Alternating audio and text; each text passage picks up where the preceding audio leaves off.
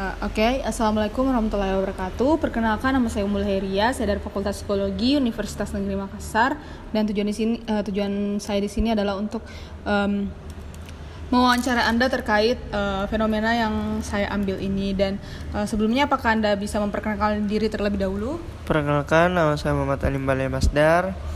Saya dari Fakultas Psikologi Universitas Negeri Makassar angkatan 2022. Oke, baik. Jadi di sini Anda memenuhi kriteria dari apa yang menjadi akan saya telusuri dari responden saya. Anda merupakan seorang mahasiswa dan juga seorang pekerja. Jadi di sini saya akan mewawancara Anda dengan beberapa pertanyaan. Yang pertama, sejauh ini bagaimana pengalaman Anda dalam menjadi seorang mahasiswa dan menjadi seorang pekerja? Tentunya kalau kita berbicara tentang pengalaman menjadi seorang mahasiswa diiringi dengan bekerja di suatu instansi, maka tentu satu hal yang dapat saya katakan adalah memanajemen segala hal. Tidak terlepas dari hal itu, kalau saya berbicara tentang pengalaman saya di awal-awal ketika saya bekerja di suatu instansi, sembari saya menjadi seorang mahasiswa, tentunya ada kesulitan dalam manajemen waktu itu sendiri. Bagaimana saya manajemen ketika saya ingin belajar, ketika ingin saya mengerjakan tugas, ketika saya ingin kerja kelompok, membuat proyek dan lain sebagainya, tugas-tugas yang diberikan oleh dosen. Dan ketika juga saya ingin mengerjakan daripada job desk yang ada di pekerjaan saya membagi waktu, tentunya itu ada kesulitan tersendiri lah. Tapi seiring dengan tentunya berjalannya waktu, hal ini bisa saya atasi. Tapi disclaimer adalah saya tidak bisa mengatasi sepenuhnya. Tentu ada beberapa kondisi dan kejadian yang tidak bisa saya handle secara bersamaan. Contoh, ketika saya mengerjakan suatu pekerjaan, job desk pekerjaan saya, itu juga sembari saya kuliah, maka tentunya harus ada salah satu yang saya relakan, seperti itu. Yang menjadi prioritas tentunya yang akan saya dahulukan, seperti itu. Oke, baik. Jadi karena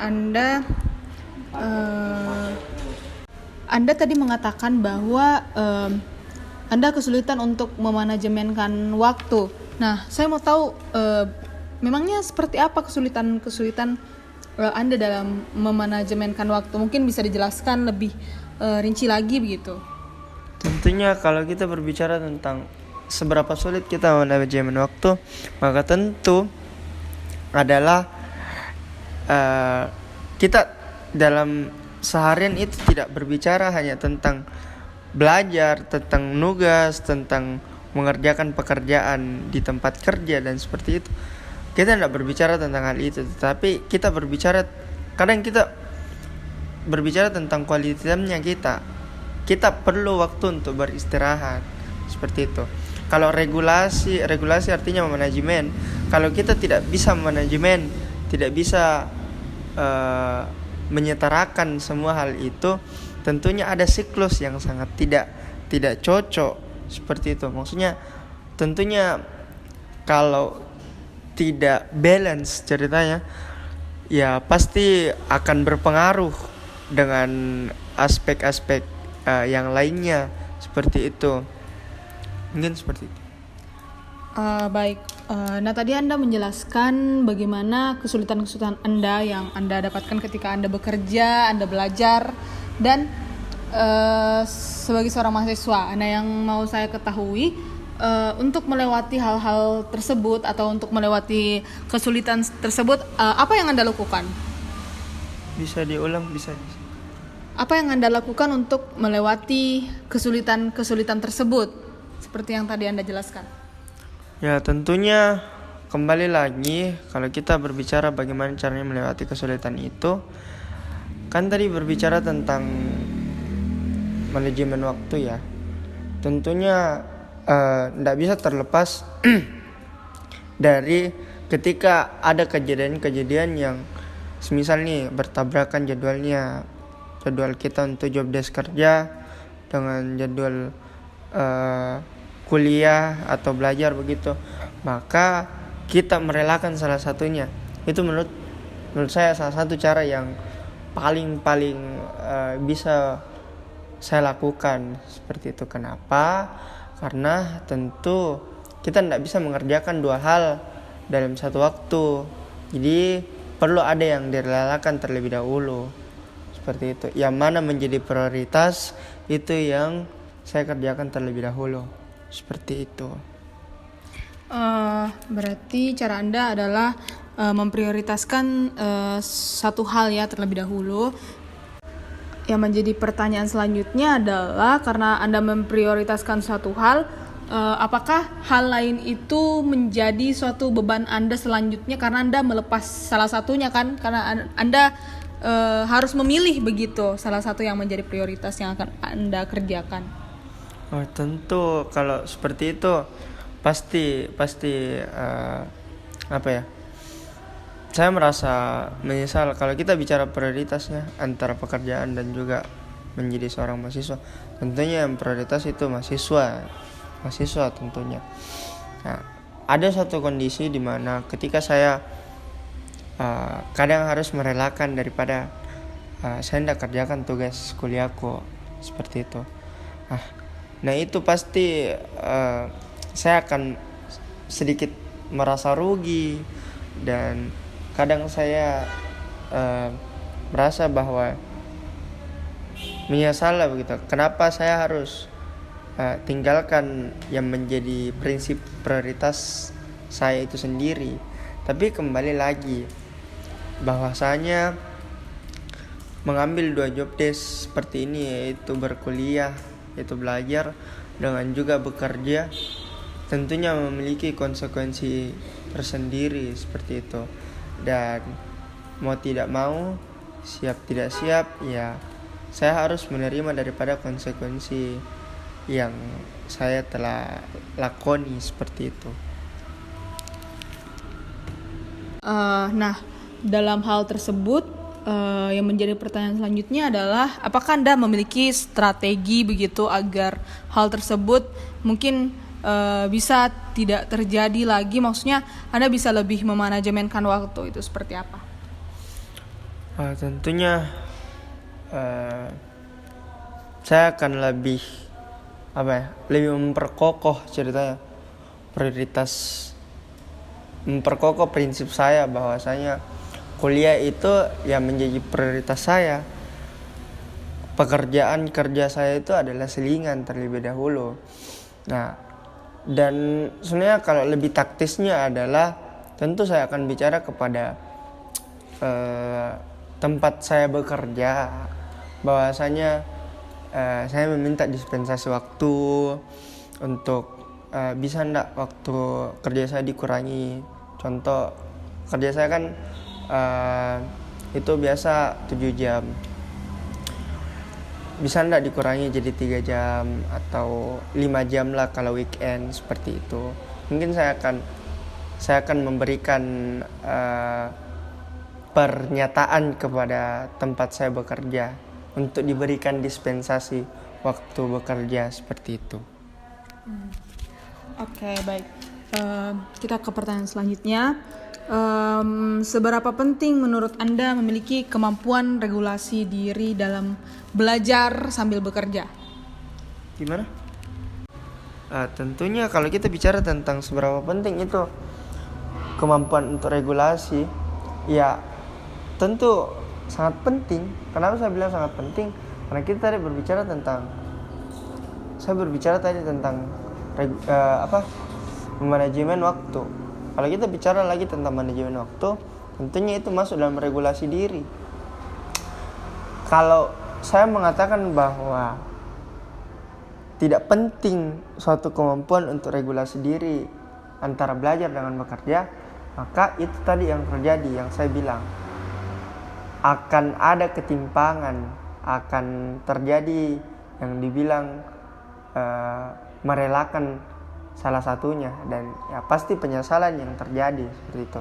Jadi intinya adalah penting itu untuk kita bisa mampu melakukan regulasi diri, bukan hanya untuk bukan hanya untuk diri sendiri, tapi untuk orang-orang yang dikenai hal itu. Contohnya itu adalah partner kerja dan juga teman-teman yang ada di kampus seperti itu. Oke, Anda tadi mengatakan bahwa untuk meregulasi diri itu baiknya memang dalam diri sendiri maupun orang lain. Nah, yang menjadi pertanyaan saya itu adalah seberapa penting partner kerja atau orang-orang yang ada di sekitar Anda dalam hal regulasi diri Anda sendiri? Tentunya kalau kita berbicara tentang orang-orang di sekitar dan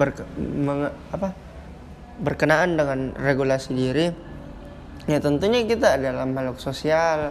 Makhluk sosial itu adalah manusia yang membutuhkan manusia lain untuk hidup, baik dari segi psikis, materi, maupun berbagai hal yang menyangkut tentang aspek kehidupan. Nah, kembali lagi kalau kita bicara tentang seberapa penting orang-orang, maka sangat penting. Kalau tadi Anda mengatakan bahwa yang berkenaan tentang orang-orang yang ada di pekerjaan, orang-orang yang ada di tempat kerja, itu hubungan kerja itu sangat-sangat penting, karena kita itu di dalam pekerjaan tentu teamwork gitu. Teamwork yang artinya kita tidak bisa bekerja sendiri. Artinya kalau kita tidak bisa bekerja sendiri dan kita adalah teamwork, maka sangat perlu orang-orang di sekitar untuk bisa membantu kita regulasi segala hal, regulasi waktu, regulasi emosi, regulasi daripada bagaimana manajemen kerja kita dan lain sebagainya.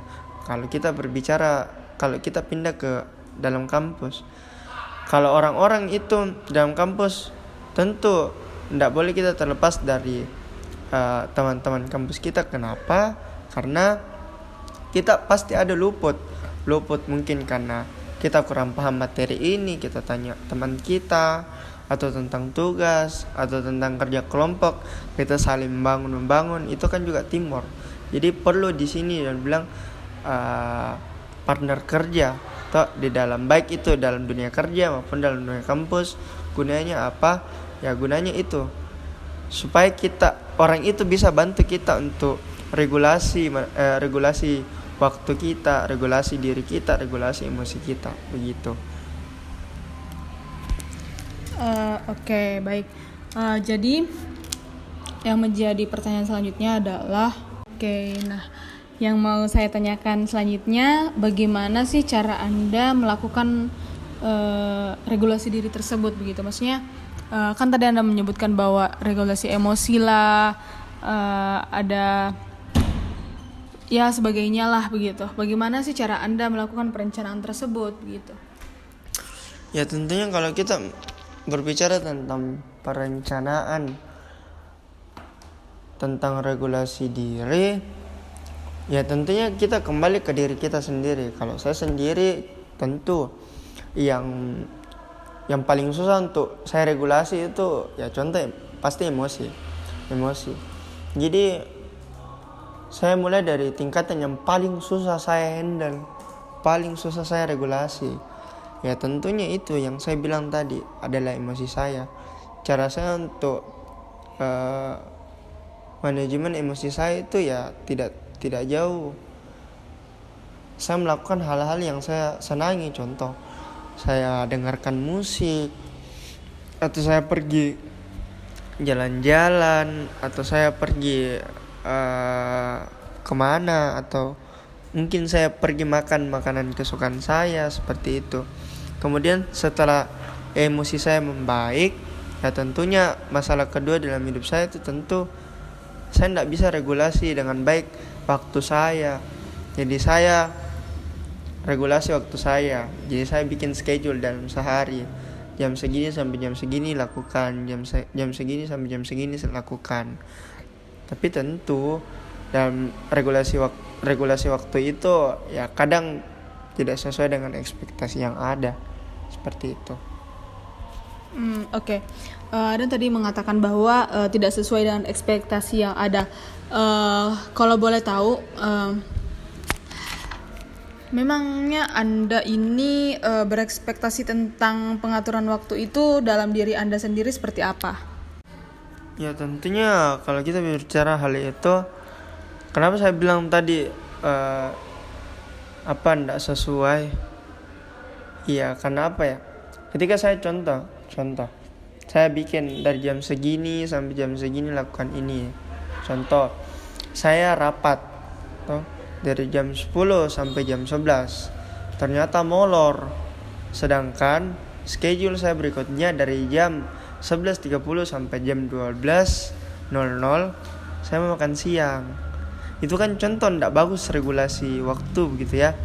Ada yang saya tidak tepati seperti itu. Ya itu bakalan membuat saya beradul tentunya. Kayak seperti itu. Oke.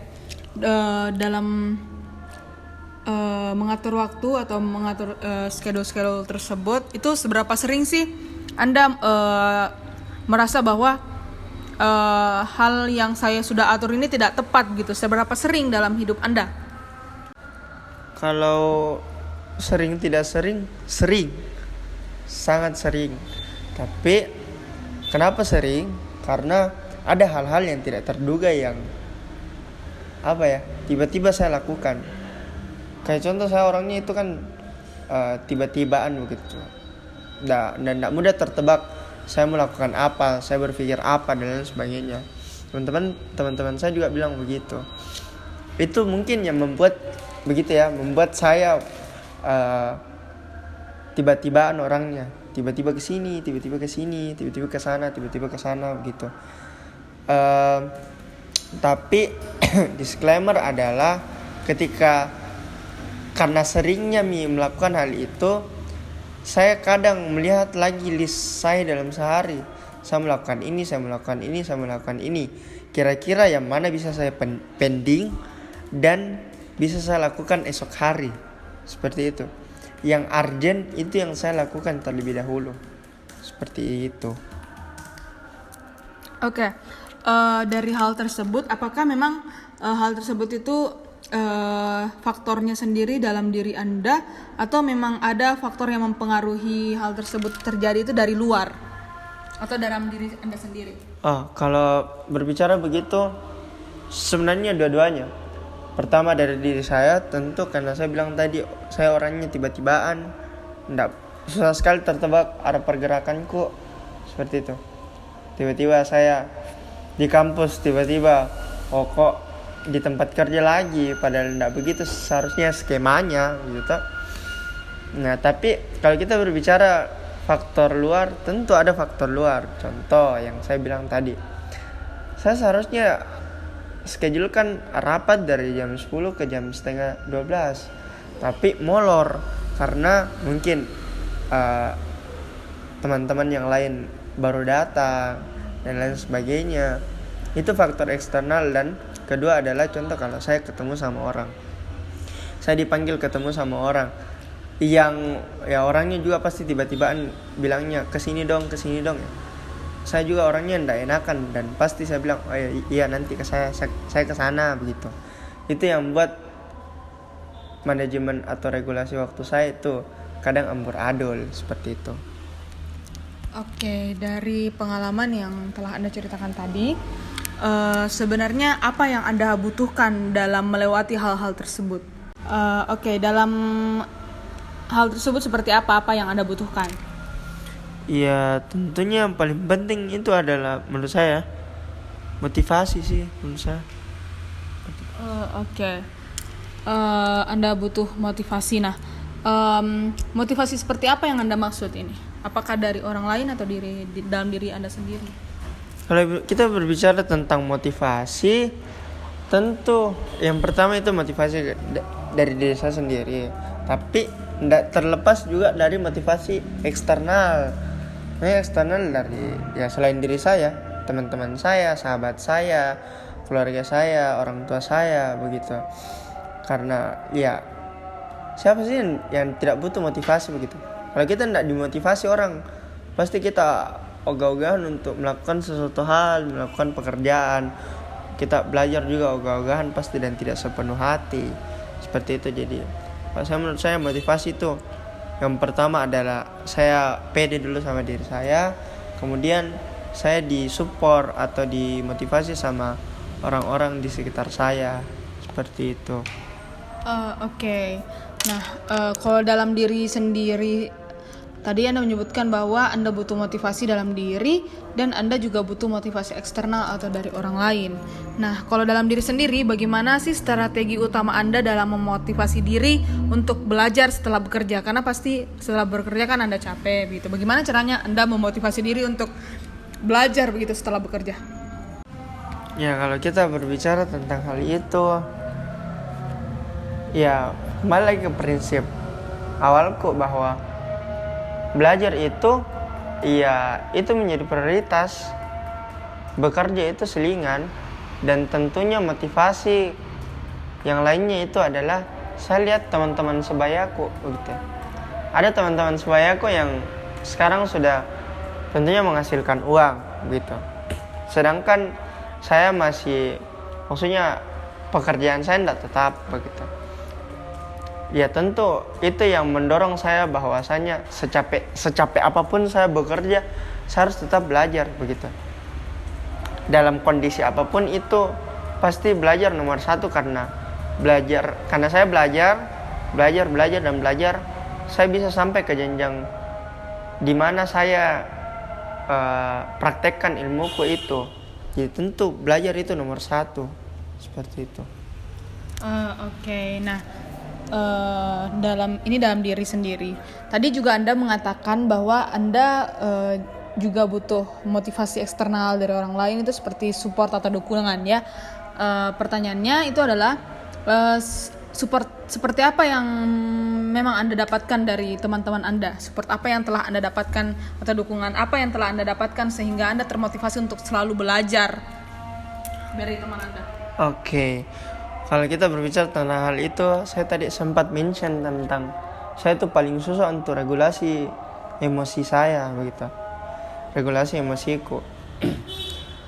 Kalau seperti itu, maka hal yang pertama yang bisa saya sampaikan adalah saya itu support yang saya dapatkan dari teman-teman saya adalah dia yang bantu saya untuk bisa memperbaiki emosi saya, redam emosi saya begitu. Ketika contoh saya bekerja capek sekali dan kemudian saya lanjut belajar dan belajarnya itu sampai berlarut-larut seperti itu.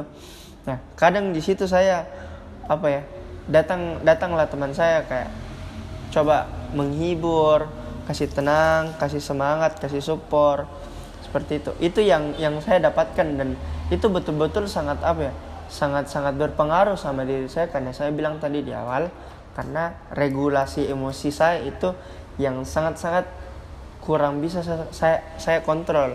Jadi dengan adanya teman-teman saya menghibur saya ketika saya capek begitu, itu yang bisa bantu regulasi emosi saya seperti itu. Oke, jadi Anda butuh motivasi dari diri Anda sendiri dan Anda juga butuh motivasi eksternal. Nah, apakah kedua hal tersebut itu menurut Anda penting atau hanya salah satu yang menurut Anda lebih penting begitu, lebih memotivasi diri Anda untuk belajar setelah bekerja? Oke, kalau pertanyaan seperti itu, maka keduanya itu sangat penting. Karena motivasi diri tanpa didukung sama motivasi teman-teman yang lain itu sama aja menurutku. Dan kebalikannya juga begitu. Untuk karena kembali lagi kita ini makhluk sosial gitu. Kita hidup membutuhkan orang lain baik dari segi psikis, materi dan aspek kehidupan lainnya. Jadi kalau berbicara tentang hal itu sama-sama dan harus balance begitu. Motivasi diri juga saya bisa motivasi diriku, orang-orang sekitarku juga bisa motivasi saya dengan hal-hal yang positif seperti itu. Oke, pertanyaan selanjutnya, apakah ada perubahan sebelum Anda bekerja dan setelah Anda bekerja sebagai berstatus sebagai seorang mahasiswa gitu? Kalau kita berbicara sebelum dan sesudah gitu tuh. Jadi sebelum saya bekerja itu tentunya saya bisa lebih mudah gitu memanajemen waktu saya. Karena saya hanya manajemen waktu saya belajar dan belajar disertai dengan quality time saya begitu toh, istirahat saya. Tapi setelah saya bekerja, setelah saya sudah dapat pekerjaan, saya bekerja begitu, saya sudah sudah mulai kewalahan untuk meregulasi daripada waktu, memanajemen waktu dengan baik seperti itu. Karena kalau mau dibilang sebelum saya bekerja itu saya orangnya yang pola belajar saya itu yang kalau saya kadang tidak melakukan sesuatu hal itu, saya kadang baca materi yang menurut saya itu kurang paham dan saya sukai begitu, saya explore lebih begitu, sehingga saya bisa lebih paham. Tapi ketika saya sudah bekerja, itu lagi pola belajar saya yang awal-awalnya setelah saya bekerja ya, itu tetap saya lakukan pola belajar itu. Tapi setelah saya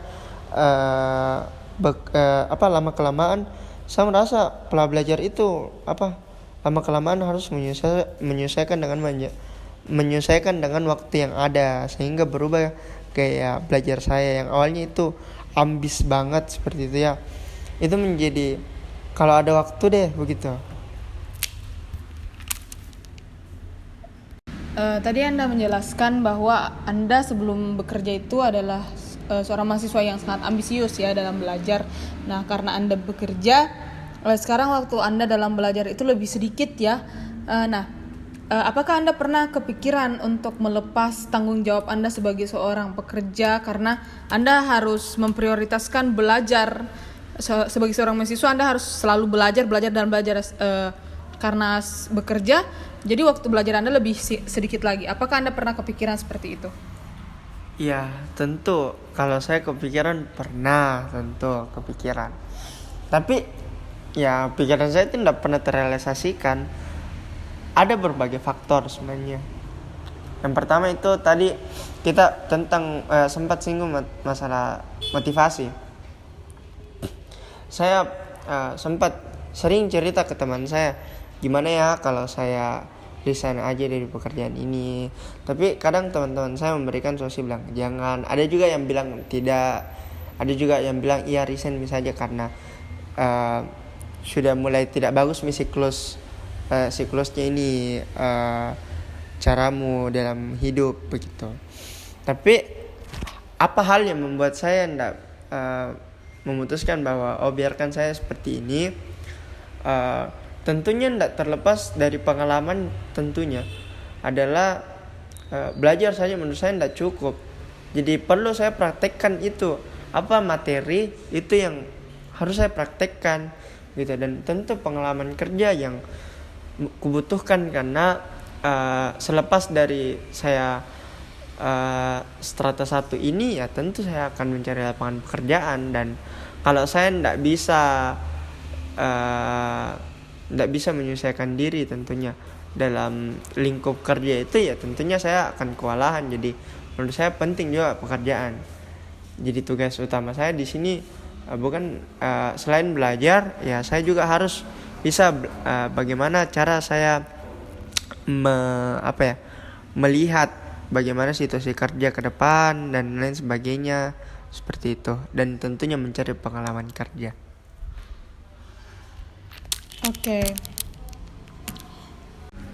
Oke, dalam melewati hal tersebut, bagaimana dampaknya dalam diri Anda sendiri? Apa yang Anda rasakan seperti dampak fisik lah gitu.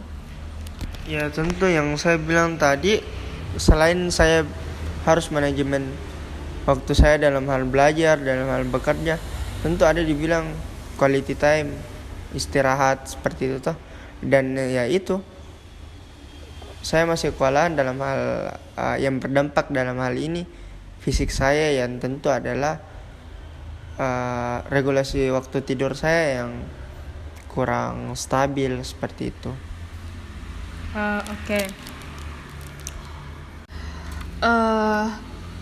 Bagaimana kualitas tidur dan istirahat Anda itu mempengaruhi kemampuan Anda untuk mengatur belajar setelah beraktivitas bekerja? Ya kalau tentang hal itu sangat mempengaruhi sih, maksudnya sangat mempengaruhi dalam hal itu, karena kita tidak fokus, karena apa ya,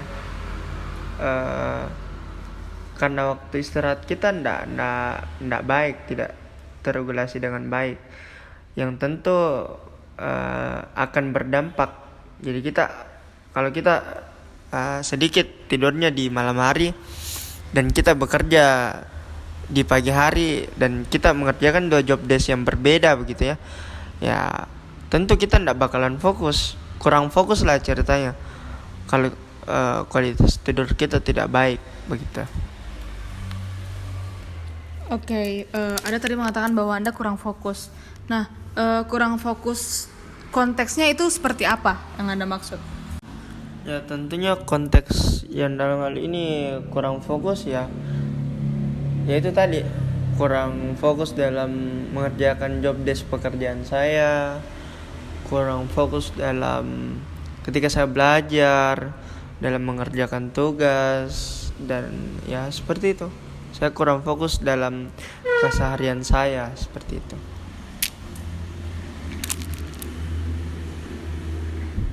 Dalam hal tersebut atau karena Anda kurang fokus, apa sih dampak-dampak yang Anda rasakan begitu ketika Anda kurang fokus? Ya tentunya dampak yang saya rasakan adalah kualitas dari hasil pekerjaan saya menjadi kurang maksimal, kurang bagus seperti itu. Dan tentu dalam memahami materi ya, kalau kita belajar ya itu menjadi kurang maksimal lah begitu. Nah kan kalau kita belajar kita harus juga berpikir. Jadi kadang ya pikiran saya kemana-mana, tidak terfokus dalam pembelajaran itu sendiri, dan ketika saya mengerjakan sesuatu job desk saya ya hasilnya tidak memuaskan, tidak maksimal seperti itu. Oke, jadi dampaknya adalah kurang maksimal ya. Nah, apakah Anda pernah melakukan suatu strategi untuk memaksimalkan hal tersebut gitu? Ya, yang pertama tentu strateginya saya memperbaiki kualitas tidur dengan tidur cepat seperti itu. Dan tapi ada beberapa kondisi yang sangat-sangat mengharuskan saya untuk tidak bisa tidur cepat.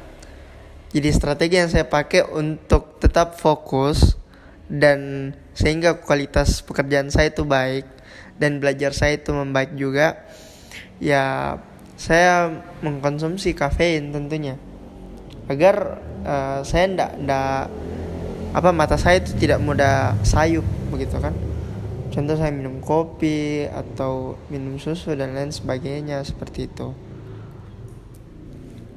Oke, dengan mengkonsumsi kafein menurut Anda itu bisa memaksimalkan waktu tidur Anda ya. Oke, selain hal tersebut, apakah ada kegiatan lain yang Anda lakukan untuk memaksimalkan hal tersebut gitu? Ya, kalau seperti itu ada lagi caranya, yaitu saya berbicara dengan teman yang ada di sekitar saya. Kalau orang-orang menganggap bahwa berarti kau tidak fokus begitu, berarti kita tidak fokus, tapi malah sebaliknya saya bisa fokus begitu, karena menurut saya lebih baik saya berbincang dengan teman saya sembari saya mengerjakan pekerjaan saya, daripada saya sendiri ngantuk begitu, ndak ada yang saya temani ngobrol seperti itu. Jadi menurut saya itu sih caranya, dengan berbicara dengan teman yang ada di samping saya juga bisa sembari mengerjakan apa yang ada di depan saya begitu. Dan ya buktinya adalah pekerjaan itu selesai dan itu alhamdulillah maksimal. Dan pada akhirnya ya cara yang saya lakukan itu efektif, bisa mengurangi daripada hal-hal yang saya katakan tadi seperti itu. Oke. Pertanyaan selanjutnya itu adalah sebagai seorang mahasiswa dan seorang yang memiliki pekerjaan atau memiliki peran ganda, apakah Anda pernah merasa tertekan begitu dalam dunia kerja ataupun dalam menjadi mahasiswa? Ya kalau kita berbicara tentang hal itu, maka tekanan dalam pekerjaan disertai dengan belajar pasti ada, karena di pekerjaan saya itu saya dituntut untuk bagaimana saya cepat, sigap, dan perfeksionis. Tapi cepat, perfeksionis tetapi cepat dalam mengerjakan pekerjaan itu. Tetapi kalau kita mau bilang, kalau orang yang hanya untuk bekerja saja, mungkin itu bilang, biasa Mi, hal seperti itu karena namanya juga pekerjaan. Tapi yang menjadi tekanan di sini tentunya adalah ketika saya dituntut untuk perfeksionis dalam mengerjakan sesuatu tetapi juga cepat dalam menyelesaikan pekerjaan, saya dituntut juga untuk belajar. Saya dituntut untuk belajar sebagai mahasiswa tentunya. Itu tekanan tersendiri. Ketika saya bekerja diselingi juga dengan belajar begitu. Dan ya tentu tekanan itu bukan tekanan, kalau mau dibilang tekanan yang main-main, itu tekanan yang cukup luar biasa menurut saya begitu. Oke, dari tekanan tersebut, dampak seperti apa yang Anda rasakan begitu? Apa dampak yang Anda rasakan dalam tekanan tersebut? Ya, tentu pertama adalah saya stres dengan hal itu. Saya stres dengan tekanan yang diberikan. Dan saya tentunya kelelahan dalam merasakan daripada tekanan yang diberikan begitu. Ya banyak sih, contoh saya juga kurangnya quality time saya, kurangnya waktu luang saya begitu. Menurut saya itu juga perlu gitu. Karena kalau tidak bagus daripada waktu luang saya, ya saya merasa stres dan kelelahan begitu. Terus tentu kinerja saya, baik kinerja dalam bekerja maupun kinerja ya maksudnya dalam hal ini belajar, yaitu akademik, ya hal itu menjadi turun begitu.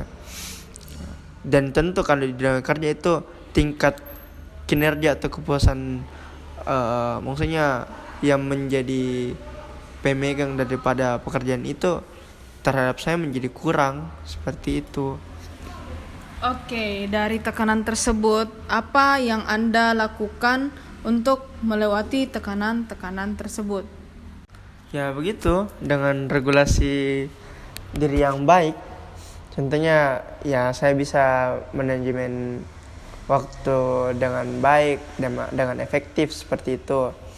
Kemudian saya tentunya harus juga memperbaiki komunikasi gitu. Maksudnya komunikasi dalam hal ini ya baik itu dengan orang-orang yang ada di lingkup kerja saya maupun teman-teman saya yang ada di kampus. Kemudian saya memprioritaskan apa yang menjadi prioritas begitu. Dan apalagi ya, saya meminta tentu dukungan, support dari teman-teman, orang tua, dan ya hal-hal lainnya seperti itu. Kemudian tentunya adalah berikan ruang untuk diri saya sendiri dan jangan lupa apa sebenarnya tujuan saya dalam melaksanakan dua hal ini tersebut pasti. Oke, Baik, jadi cara Anda seperti itu ya. Dari penjelasan Anda tadi, saya mau tahu, kan tadi Anda mengatakan bahwa belajar Anda mungkin lebih kurang dari sebelum Anda bekerja begitu.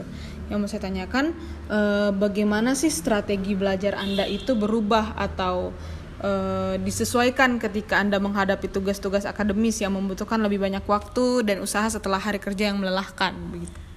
Ya, tentunya pertama itu saya memprioritaskan daripada apa yang saya prioritaskan. Saya prioritaskan saya bilang tadi dari tadi saya lebih prioritaskan kuliah saya begitu, bekerja ya selingan. Kemudian tentu saya memanfaatkan waktu luang dengan sebaik-baiknya gitu. Adalah tentu ketika waktu luang itu saya mempersiapkan materi kuliah dan maksud saya menyelesaikan tugas-tugas yang mudah begitu. Maksudnya mudah dalam artian tidak ribet, tidak membutuhkan analisis yang terlalu wow begitu. Kan ada tugas yang seperti itu ya. Kemudian saya menggunakan teknik-teknik belajar yang tentunya efektif begitu. Oke, tadi Anda mengatakan bahwa Anda memanfaatkan waktu luang. Mungkin bisa lebih dijelaskan lagi cara Anda memanfaatkan waktu luang itu seperti apa? Ya, tentunya yang saya bilang tadi adalah memanfaatkan waktu luang itu dengan tadi saya mengerjakan apa yang ya seharusnya saya bisa kerjakan. Contoh tadi saya bisa kerjakan tugas dan lain sebagainya seperti itu. Kadang juga kalau misal saya kosong, saya baca-baca materi seperti itu yang saya lakukan, memanfaatkan waktu luang yang ada seperti itu. Oke, itu dengan cara memanfaatkan waktu luang. Nah, untuk tadi juga Anda mengatakan bahwa Anda juga melakukan strategi belajar strategi belajar yang efektif begitu. Nah, seperti apa sih yang Anda lakukan untuk strategi belajar seperti apa yang Anda gunakan begitu? Ya, jadi strategi belajar saya itu tentunya dari materi yang mudah dulu ya, seperti itu. Mudah dalam artian ya tentunya tidak ada angka-angkanya dulu, seperti itu. Kemudian ya berlanjut lagi. Jadi kan cara belajar saya yang lebih spesifik itu sebenarnya begini. Saya baca baca. Kemudian saya lingkari apa yang tidak saya pahami, seperti itu. Nah, itu cara saya untuk belajar memanfaatkan waktu luang contohnya. Tentunya toh. Jadi saya hanya membaca saja. Apa yang saya tidak pahami nanti saya bakalan explore lebih jauh ketika ada waktu yang lebih luang seperti itu. Karena ya tentu saya hanya mengisi kekosongan saja seperti itu. Kalau waktu luang saya tidak ada, ya saya bakalan hanya membaca materi-materi yang mudah seperti itu, hanya membaca saja. Apa yang tidak saya mengerti, ya saya bakalan explore lagi lebih jauh nantinya seperti itu. Oke, baik. Jadi sudah terjawab pertanyaan dan jika saya ingin mendapatkan informasi lebih lanjut, apakah Anda masih bersedia untuk menjadi responden saya? Bersedia. Oke, saya ucapkan terima kasih banyak atas kesediaan waktunya. Wassalamualaikum warahmatullahi wabarakatuh. Waalaikumsalam warahmatullahi wabarakatuh.